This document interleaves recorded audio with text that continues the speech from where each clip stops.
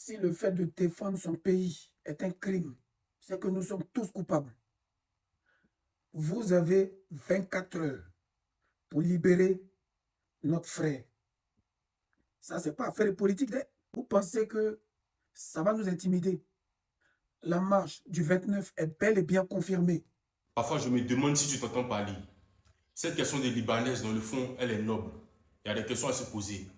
Mais à cause de vous, aujourd'hui, il y a une diffraction du sujet qui est en train de nous mener vers quelque chose de dangereux. Vous dites que vous voulez marcher. Mais que sera le résultat concret de cette marche? Si ce n'est pas pour créer toute une panoplie d'anomalies dans le pays, le résultat, ça sera quoi? Si nous ne voulons plus être dominés par les Libanais dans certains secteurs d'activité, mais c'est à nous, Ivoiriens, de s'engager dans ces secteurs d'activité, d'entreprendre et de consommer ivoirien.